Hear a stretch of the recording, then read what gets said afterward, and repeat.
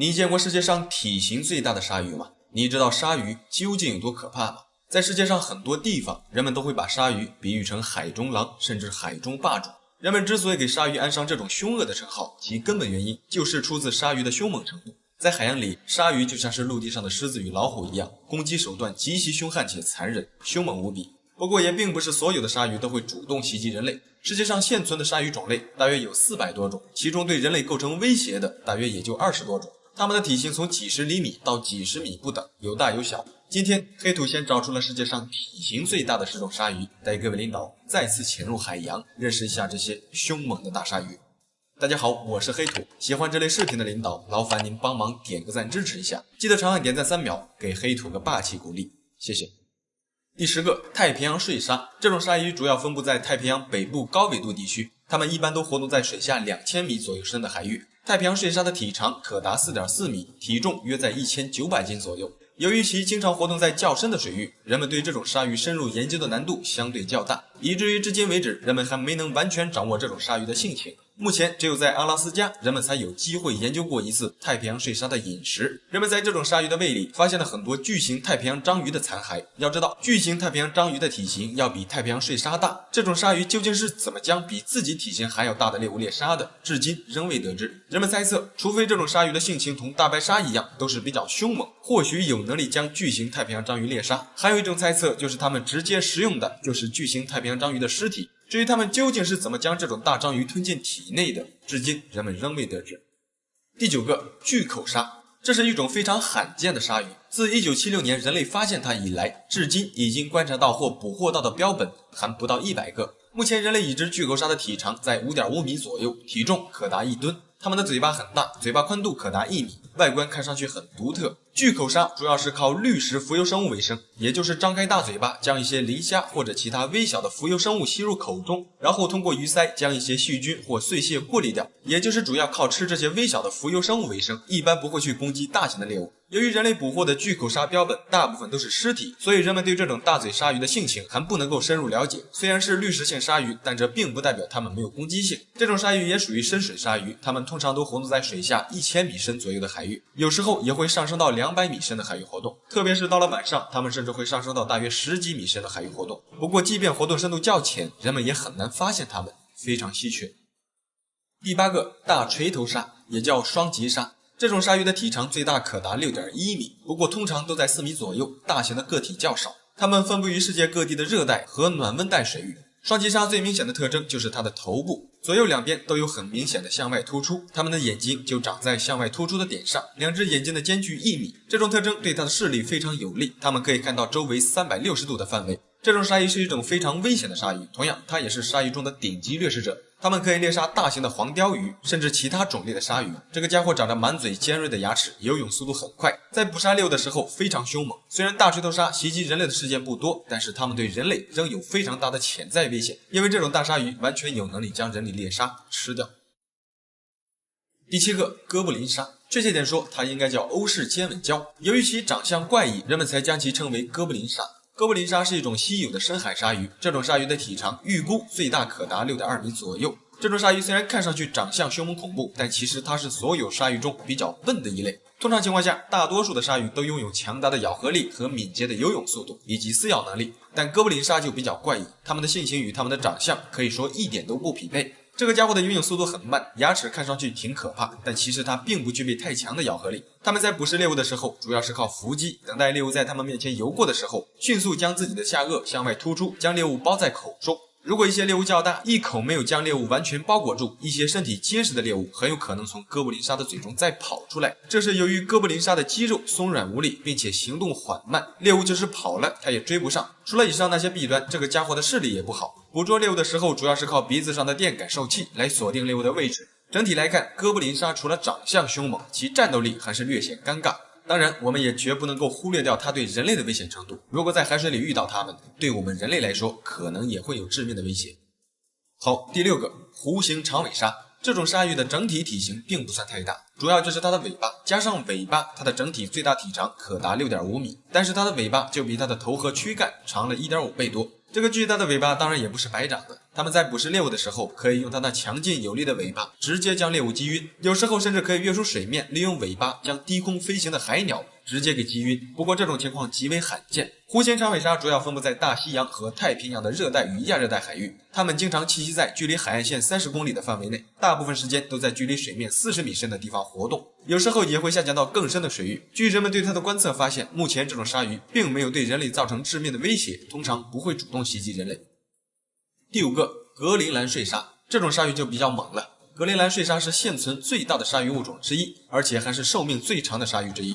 这种鲨鱼的寿命可达300年以上，是地球上现存寿命最长的动物之一。格陵兰睡鲨的体长最大可达7米，体重可达2吨，体型重大，并且杀伤力极强。它们通常被认为是与食人鲨一样凶猛的一种大型鲨鱼，在世界上很多地方，人们都将其称为海洋中的鳄鱼。它们在海洋里同样也属于顶级捕食者，像一些大型的，比如海豹，包括小型的鲨鱼，都是格陵兰睡鲨的食物。从它的食谱中就可以看出它的凶猛程度。不单是水生生物，经过人们观察发现，在格陵兰睡鲨的胃部也发现了北极熊、驼鹿和驯鹿的遗骸。这并不是说它们可以跑到陆地上捕捉这些猎物，而是想表达这种鲨鱼也是一种食腐动物，几乎是肉就吃。我们都知道，通常吃腐肉的动物都是比较凶猛的，毋庸置疑，它们肯定会攻击人类。不过由于它们的活动范围通常都在寒冷的北极地区，而且通常它们都活动在海下1200米深的水域，与人类碰面的机会很少，这就使得它们能够袭击人类的机会几乎非常渺茫，因此它还算不上是对人类最致命的。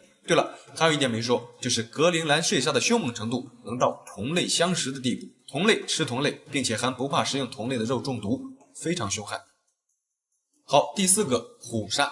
虎鲨想必各位领导都比较了解，这个家伙性情凶猛且贪婪，它们几乎会吃掉所有可以吃进嘴里的东西，包括人类丢进海洋的垃圾。虎鲨几乎是水中绝大多数生物的天敌，它们无恶不作，极其凶猛。虎鲨的体长不大，通常也就在 5.5 米左右，但是它的整体体型特别大。虽然比它体型大的鲨鱼还有很多，但是战斗力除了大白鲨能与之匹敌，虎鲨几乎可以干掉绝大多数的鲨鱼。这种鲨鱼之所以这么强悍，是因为它的牙齿是独一无二的。虎鲨的牙齿具有非常锋利且明显的锯齿和侧向尖端，这种构造的牙齿已经强悍到足以切开动物的骨头以及其他坚硬的物质，例如龟壳，虎鲨都可以一口咬碎。并且它的牙齿在一生中会不断地生长出新的牙齿，持续保持拥有锋利的新武器。在海洋里，虎鲨属于顶级捕食者，除了虎鲸有时候会杀死虎鲨，其他的大型鱼类一般是不敢招惹虎鲨的。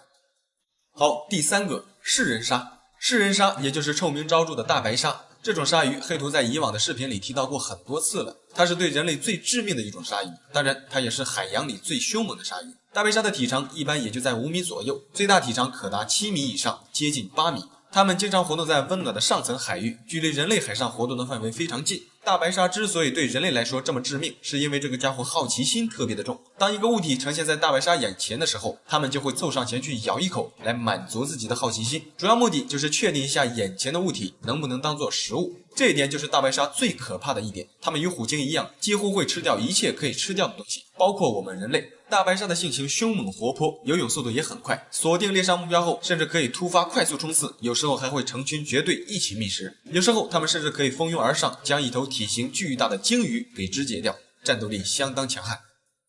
第2个，老鲨。老鲨就比较大了，它是海洋里第2大滤食性鲨鱼，体长通常都在7到8米左右，最大的可以达到15米。虽然老鲨的体型在所有鲨鱼中名列前茅，但是它并不属于具备攻击性的物种，对人类的威胁较小。上面咱们提到过，滤食性鱼类主要是靠捕食浮游生物以及小型鱼类为食，很少会去猎杀体型较大的鱼类。老鲨是一种沿海远洋鲨鱼，分布于世界各地的北方至温暖带水域，在水下900米左右就可以看到它们的身影。好，第1个，鲸鲨。鲸鲨是海洋里体型最大的鱼类，它的体长全长。你听说过狮虎兽吗？你知道狮子与豹子相结合生下来的孩子有多凶猛吗？在整个地球上，动物进化已经持续了上百万年，在这期间出现了很多新的物种，当然也灭绝了许多物种。物竞天择，优胜劣汰。目前地球上现存的绝大多数动物其实都属于基因相对优秀强大的物种。其实除了现存的这些动物，地球上还有一些由不同亚种之间的动物相结合所产生的新物种，也就是杂交动物。这些动物的成活率极低，并且绝大多数都不可再繁殖，所以它们还不能被定义为新的物种。大多数人一辈子都很难亲眼看到这些杂交动物的真实样子。今天黑土找出了世界上10种最让人们感到震撼的大型杂交动物，带各位领导一起认识一下这些罕见的猛兽。大家好，我是黑土，喜欢这类视频的领导，劳烦您帮忙点个赞支持一下，记得长按点赞3秒，给黑土个霸气鼓励，谢谢。好，第10个狮虎兽。没错，狮虎兽是真实存在的，它是雄狮与母虎产下的后代。狮虎兽的身躯庞大，外表看上去与狮子相似，但是身上会长有虎纹。这个家伙的体型比任何品种的狮子或者老虎都要大很多，它是地球上人类已知现存体型最大的猫科动物。成年狮虎兽的体长通常都超过了3米，体重最高可以达到惊人的800斤以上。更过分的是，这个家伙从出生起身体就会不断的生长，一直持续到它们的身体不能承受为止。导致这种现象的原因是因为雄性老虎与母狮子会把控制生长的基因遗传给后代，以此来控制体型的变化。而狮虎兽因为不是雄性老虎或母狮子的纯种后代，所以就缺少了这项基因，这就会导致身体控制不住的持续生长。然而就是这种巨大的体型成为了狮虎兽最大的缺陷。最严重的就是它的头，狮虎兽的头颅非常大，它遗传了狮子的头颅，却没有遗传狮子粗壮的骨架。除了头部，它的身形更偏向于老虎，流线型的老虎身体支撑着巨大的狮子头颅，这会导致狮虎兽缺乏必要的协调性。大多数的狮虎兽看上去都是行动缓慢，给人一种呆呆的感觉。还有就是这个大家伙的免疫力也很低，特别容易生病，这就会导致它们的成活率极低。很多狮虎兽从生下来在幼年就会死掉，成活率仅有55万分之一，非常稀缺。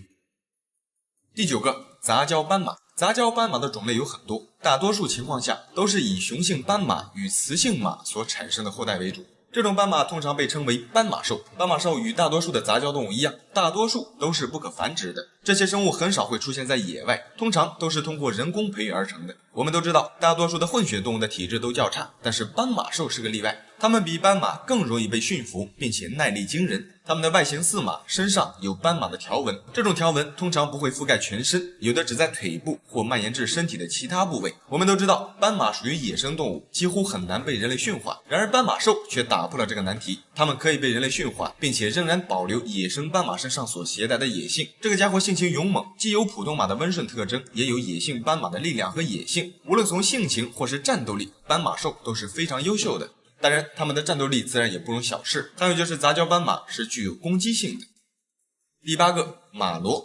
马骡其实就是我们俗称的骡子。骡子想必各位领导都比较熟悉，但是你知道吗？骡子在古代曾经被视为珍贵的动物，只有王公贵戚才有权利玩赏。古人之所以对骡子有这么高的评价，大多数原因都是来自骡子的义用价值。我们都知道，骡子是由公驴与母马所产生的杂交种。对了，这里解释一下，公驴与母马的幼崽被称为马骡，如果是公马与母驴的后代，则是驴骡。简单理解就是，如果马生的就是马骡，驴生的就是驴骡。这期视频我们主要以马骡为主。马骡在古代之所以这么受欢迎，主要是因为它们的义用价值。马骡的生命力和抗病能力都很强，体质结实健壮，一般很少会生病。这个家伙力量很大，并且耐力还特别的惊人。它们可以被当作牲畜帮助人类工作，也可以当作坐骑供人们骑乘，性格也比较温顺。在1914年到1916年间，英国人曾到我们国家的山东、陕西一带采购大型的马骡供军队使用。由此可见，骡子的用途要比马和驴都要高。可惜的是，这么优秀的一个物种不能够自行繁衍后代。随着现代汽车与农业机器的普及，以后的人几乎也很少可以看到骡子了。好，第7个豹狮兽。提到豹狮兽，相信各位领导会有些陌生，大多数人都听说过狮虎兽或者虎狮兽，却很少有人听说过豹狮兽。其实这也不奇怪，因为豹狮兽只有极少数的个例，现在应该已经没有存活的个体了。豹狮兽是雄性豹子与母狮子诞下的幼崽，这种杂交猛兽最早出现在印度和日本的动物园。1859年，第一只记录在案的豹狮兽在印度科尔哈普尔繁育，这是一只大豹子和一头母狮子的杂交种。当时一共生下来2只幼崽，其中一只只活了大约2个半月就死掉了。到了1961年，日本一家动物园通过人为干涉，一头雌狮成功诞下3只豹狮兽，它们成年后的体型与豹子差不多。雄性的豹狮兽能长出约20厘米左右的鬃毛，可以像豹子一样攀爬和戏水，性格偏豹子多一点。到1985年，豹狮兽死亡，在此之后，世界上至今没有豹狮兽重新出现的消息。如果不是人为干涉，在野外，豹子与狮子几乎是不可能会诞下豹狮兽的，因为豹子与狮子在野外是互不侵犯的，甚至是敌对关系。所以在这个世界上，如果没有人类干涉，几乎不可能有豹狮兽的出现，但它却真真切切的在地球上出现过。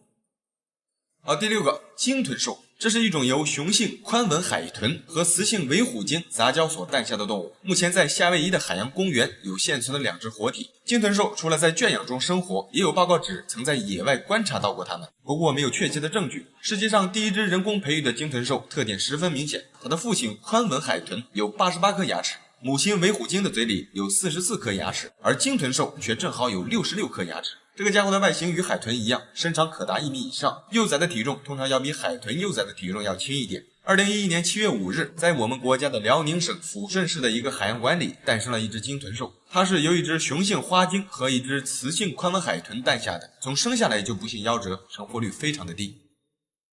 好，第5个，混血骆驼。这是一种由丹峰骆驼与南美大洋驼通过人工干预培育出来的混血骆驼。这种骆驼如果不经过人工干预，也是不可能通过自然手段繁育的。因为骆驼和南美的大洋驼体型相差很大，南美大洋驼的体型要比骆驼小很多，所以两者几乎是不可能自行培育的。第一只混血骆驼诞生于1998年的1月14日，在迪拜骆驼繁殖中心通过人工受精生产的。人们培育这种骆驼的目的是为了能够创造一种具有骆驼大小和力量的能够生产更多羊毛的动物。然而不幸的是，这种混血骆驼培育出来之后，却像大洋驼一样都没有驼峰跟蓬松的长毛，并且这种杂交品种性情暴躁，而且完全没有协作气质，人们只能放弃继续培育这个品种的混血骆驼。而第4个，灰北极熊。灰北极熊就是雄性灰熊与雌性北极熊的后代。这个物种与以上的那些杂交动物不同，灰北极熊具备完整的生殖能力，也就是说它们可以繁衍后代。不过即便拥有这项功能，灰北极熊在野外也是非常罕见，它们大多数都生活在动物园里，只有极少数可以在野外发现。2006年4月，一名美国的猎人在加拿大西北地区班克斯岛上猎杀了一只貌似北极熊的熊。后来对这只熊的观察发现，这只熊虽然有白色的皮毛等等北极熊的特征，但是仔细观察会发现它的眼部周围跟背部和四肢也有很多地方与灰熊有些相似，还有就是它的爪子与拱背更接近于灰熊的特征。后来人们对这头熊进行 DNA 测试后，最终证实这只熊的确是一头由雄性灰熊和雌性北极熊杂交诞下的。好，第3个，虎狮兽。在这里跟各位领导解释一下，虎狮兽跟狮虎兽不一样。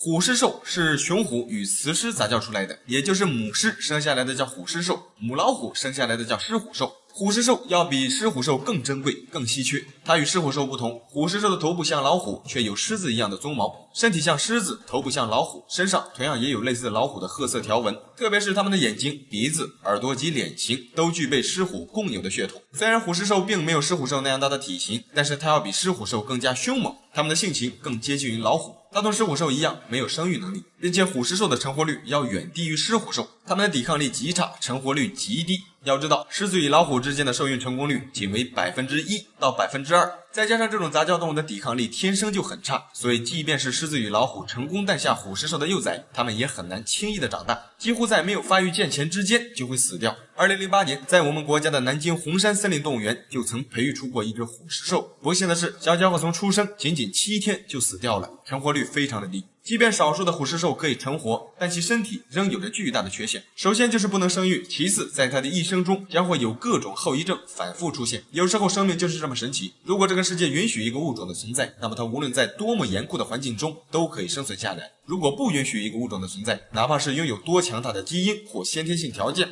都无法完好的生存下来。第2个，热带草原猫。这是一种由非洲野生叟猫与家猫杂交而成的品种。这种猫的外表更倾向于它的父亲叟猫，拥有叟猫的长腿、长脖子以及较大的耳朵。它的体型可能是家养猫中最大的一种了。这种猫的肩高将近50厘米，体重约为30斤左右，一眼看上去就像是一个小型的猎豹。我们都知道，非洲的叟猫是一种非常凶猛的野生动物，人类几乎不可能驯化它们，而热带草原猫却是可以驯化的。这种猫看上去高大而纤细，自身就携带着一种高贵的气质。除了外表，它还遗传了叟猫的大多数技能，比如跳跃。热带草原猫原地跳跃可以轻易的跳到 2.5 米高。综合来看，它几乎就是一个缩小版的叟猫。与叟猫不同的是，叟猫是纯野生动物，非常凶猛，容易袭击人类。然而热带草原猫要比叟猫更友好、更温顺，更适合陪伴人类。对了，还有就是它虽然是属于杂交品种，但是由于过于稀少的原因，在世界上很多地方都明确规定不可以私自喂养这种猫的。一方面是因为稀缺，另一方面也是因为这种猫身上一半都是野生动物的血统，并且体型较大，狩猎手段也较强，可能会威胁到本土野生动物的物种，所以对这种品种施加了限制。好，第1个，混血美洲虎。也有人直接叫它们美洲虎或者美洲狮。由于它们并不能代表一个新的物种，所以至今这个物种也没有确切的学名。它是美洲虎与狮子混血儿，看上去与黑化的美洲豹差不多，但它却是一只由雄性美洲虎和一只雌性狮子相结合产下的后代。2006年4月9日，两只美洲虎在加拿大安大略省巴里的雄溪野生动物保护区出生，其中一只就是黑色的。刚开始人们很难相信这两个小家伙是由狮子与美洲豹相结合诞下的产物，一开始还遭到了很多人的质疑。后来经过各界人士的调查，最终确信这只黑化的美洲虎的确是美洲虎与狮子的混血儿，并且它们可能是世界上唯一一种美洲虎与狮子的产物，非常稀缺。好了，这期视频就到这里了，觉得还不错的领导记得帮黑兔点个赞，谢谢。你见过世界上最大的狗吗？你以为藏獒的体型在犬界真的能名列前茅吗？你知道吗？狗是地球上变异最多的一种哺乳动物，在全世界公认的狗品种就超过了400多种，还有很多杂交的品种都没有被正式命名，种类繁多。说起体型较大的狗，我们大多数人都会想到藏獒、坎高、中亚、杜高，还有高加索等等这些比较出名的狗。但实际上，这些狗在世界上所有的犬类中，体型并不算太大，它们只是属于一种比较凶猛的中大型犬。真正的巨型犬其实还有很多。今天黑兔找出了世界上最大的11种狗，带各位领导一起认识一下这些巨型猛犬。大家好，我是黑兔。喜欢这类视频的领导，劳烦您帮忙点个赞支持一下，记得长按点赞3秒，给黑兔个霸气鼓励，谢谢。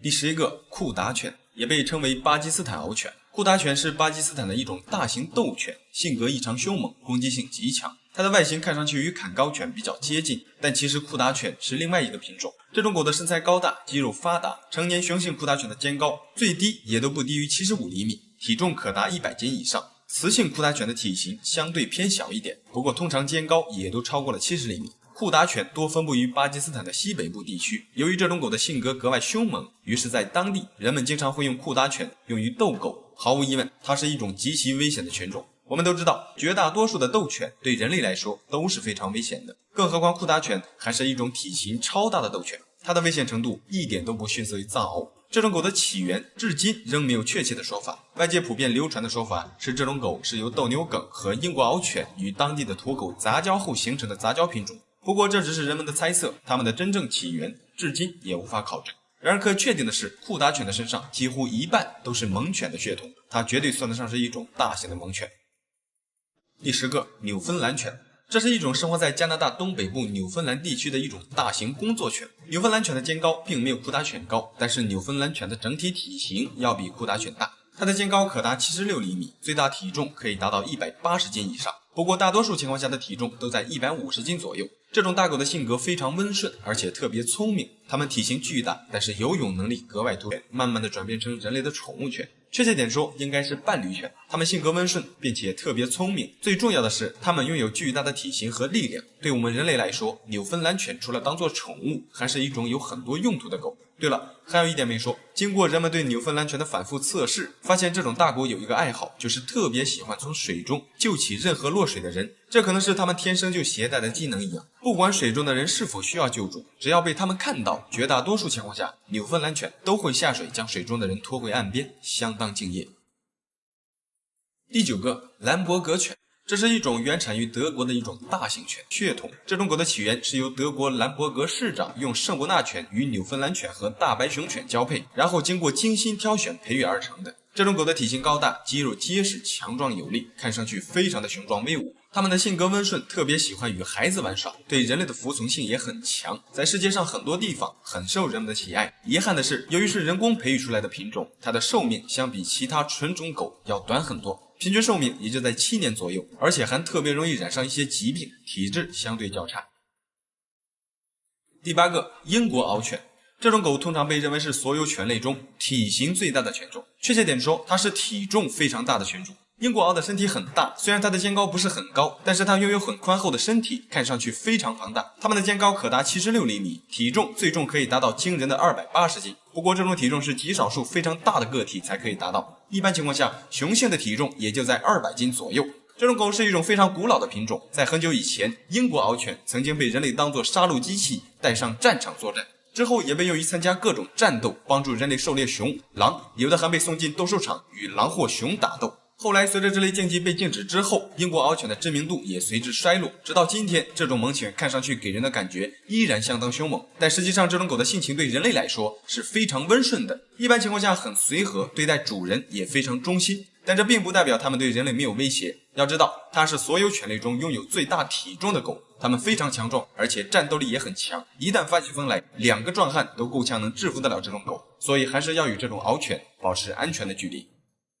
好，第7个，那不勒斯獒犬，也就是纽波利顿犬。这个狗就比较猛了，单看它的外表就足以彰显出它的凶猛程度。这是原产于意大利的一种大型狗，它们的身高可达75厘米以上，体重可达135斤以上。这种狗同上面的英国獒犬一样，早在2000多年前就已经被人类用于战争，非常凶猛。它们可能是世界上最让人感到恐惧的大型猛犬之一了。我们对它的恐惧是正确的。那不勒斯獒犬的确是世界上最危险的犬种之一，它们不但拥有巨大的体型，而且是一种相当残忍的大型狗。这种狗在发起攻击的时候通常是不会吼叫的，人们很难判断出它们的心情，每次发起攻击都是突然的。更可怕的是，它一旦开始攻击就是不死不休，而且还会将自己杀死的猎物吃掉，包括我们人类。这个家伙是世界上最强横的斗犬之一，并且不易被驯服。养这种狗的人体型与长相一定要宽厚一点，要让这种狗感觉到恐惧。一般体型瘦小的人是不敢轻易的选择饲养那不勒斯獒犬作为宠物的。在很久以前，这种狗曾经是意大利黑手党的最爱，一般人是不敢养的。第6个，藏獒。藏獒黑土就不过多的描述了，它是世界上公认的最凶猛的大型猛犬之一。藏獒最突出的特点就是凶猛，领地意识极强，对主人极其忠诚，力大勇猛且野性尚存。其实现存绝大多数的藏獒体型都不算太大，肩高通常也就在60到80厘米左右。主要原因就是早些年藏獒被炒出高价的那些年，高原上很多藏獒被带到平原地区进行杂交贩卖，导致藏獒的品种遭到了很大的冲击。真正的纯种藏獒现在已经非常稀缺了，在一些记录中，过去的纯种高原地区的藏獒体型确实很大，肩高甚至可能会达到90厘米以上。关于纯种藏獒最早的文献记载来自于马可波罗的游记，他在书中描述到，藏人的狗有驴子那般大，极为强健而凶猛，可以猎取很多野兽。但是记载毕竟是记载，并没有确切的证据。不过可以确定的是，曾经的纯种藏獒确实要比现在的藏獒更大、更凶猛。第5个，苏格兰猎鹿犬。这是一种原产于英国的大型猎犬。苏格兰猎鹿犬的最低肩高都在75到80厘米以上，甚至更高，体重可达100斤以上。这种狗的体型比较纤细，看上去给人的感觉并不强壮，但实际上正是因为它纤细的体型可以快速的追赶猎物，才使得它能够成为一种合格的猎犬。它是世界上拥有最高视觉的猎犬之一。这种大狗的身高力大，骨骼粗壮，身上粗糙的皮毛可以抵挡各种恶劣的气候。在很久以前，这种狗被人们用来狩猎马鹿，并且效果极佳，战斗力非常强悍。后来被当时的苏格兰贵族得知后，这种狗则被封为苏格兰皇家御用犬，低于伯爵以下的人不能拥有此犬。由此可见，这种狗的狩猎能力有多强。后来随着苏格兰氏族制度的最终消亡，这种犬在当时也就沦落为一些富豪贵族的猎犬。至今为止，苏格兰猎鹿犬依然广受人们的高度评价。在澳大利亚，这种狗甚至直接被用来猎杀袋鼠和野猪，狩猎能力是相当强悍的。好，第4个，高加索牧羊犬。它是世界上现存体型最大的犬种之一。高加索牧羊犬属于超大型的犬类，它们的身高可达86厘米，体重可达150斤以上。我们大多数人对高加索牧羊犬的了解最多的就是大，都清楚这个家伙的体型很大，但是很多人都忽略掉了，这种狗不但大，而且性情勇猛，战斗力超强，还特别忠诚。它与藏獒一样，在以前都是牧民为了驱赶狼群特意培育的品种，千万不要怀疑高加索的实力，它与藏獒一样都有能力与狼搏斗。至于谁输谁赢，今天我们不谈，关键是它敢于和狼搏斗，这一点毋庸置疑。高加索身体粗壮，勇猛强悍。在20世纪60年代，它们被用作守卫德国柏林墙的边境巡逻犬，在当时共有7000多只大型高加索在守卫着柏林墙。这种狗一度成为了很多偷渡者的噩梦。还有就是这种狗特别忠诚，非常的护主人，如果在它的面前，千万不要尝试去挑衅高加索的主人，这样很可能会遭到高加索的袭击，因为这种狗的标志就是一种大型并且拥有强烈护卫本能的稀有护卫犬，就是用来保护家畜和主人的。好，第3个，圣伯纳犬。这个犬就比较大了，圣伯纳犬的身高可达90厘米，体重可达200斤以上，它是现存体型最大的犬种之一。这种狗原产于瑞士，是瑞士的国宝级动物。之所以拥有这么高的地位，是因为圣伯纳犬在阿尔卑斯山救援人类的故事在世界上广为流传，还有一点就是它超大的体型和温柔的气质得到了人们的关注。据传说，在公元900多年前，在瑞士和意大利的边境，就有一只圣伯纳犬救助了许多在山区遭遇雪灾的人。到了19世纪初期，一头名叫巴里的圣伯纳犬也以搜救人类的事迹闻名瑞士，至今在当地的自然历史博物馆里依然保留着巴里的肖像。还有在法国巴黎的一座小狗公墓里，也有圣伯纳犬的纪念碑，上面记载了巴里在他14年的生涯中一共救出了41个人，还有传言他这一生共挽救了40到100条人类的生命。总之，很多传言都是关于这种狗挽救人类生命的。更意外的是，他们从来就没有接受过任何特殊的搜救训练，相反，年幼的狗会从年长的狗身上学习如何进行搜救行动。出于这种狗对人类的友好行为，在1888年，瑞士将圣伯纳犬定为国犬，属于国宝级动物。对了，还有就是，虽然这种犬的性格非常温顺，对人类也很友好，但是还是不适合私自喂养，因为它的体型太大，即便它们不会主动攻击人，也特别容易吓到别人。还有就是它的食量很大，伙食费用也是一笔不小的开支。第二个，爱尔兰猎狼犬。这种狗是世界上最高大的犬种之一，雄性爱尔兰猎狼犬的身高可达90厘米，体重100斤以上。这种狗体型巨大，并且战斗力也相当强悍，不然也不能称为猎狼犬。这种狗的视力敏锐，体型高大，肌肉也非常发达。它最大的特征就是集力量与速度于一身，可以快速的追赶猎物，并且能够追捕和杀死一头狼。在人类面前，这种狗通常都是比较温顺和安静的，但是在它狩猎或打斗的时候，它的凶猛程度足以让一些大型猛犬甚至凶猛的斗牛犬敬而远之，非常凶猛。好，第一个，大丹犬。大丹犬也叫德国獒犬，它是世界上体型最高大的狗，注意是最高大的狗，也就是肩高排名第一的狗。如果要论体重，位列第一位的应该是英国的獒犬。这次黑土的排名主要是以肩高为主，大丹犬的肩高位列第一。目前体型最大的大丹犬是一只名叫宙斯的黑色大丹犬，但是它的肩高就达到了111.8厘米，站立起来可达2米多。在17世纪，这种狗也是属于德国贵族的专用狗，主要是用来狩猎熊、野猪和鹿。后来随着猎枪的出现，大丹犬也就慢慢的不再作为猎犬了，现在主要被人们当作家庭犬饲养。这种狗虽然体型巨大，但是性情还是相对比较温顺的。当然，这主要就是对自己的主人，如果是陌生人靠近它们的话，大丹犬也会保持警惕，也有可能会威胁到陌生人。不单是大丹犬，所有的大型犬，即便性格再温顺，也有可能对人类造成威胁。最好还是与这些大型的猛犬保持距离，以免发生意外。好了，这期视频就到这里了，觉得还不错的领导，记得帮黑兔点个赞，谢谢。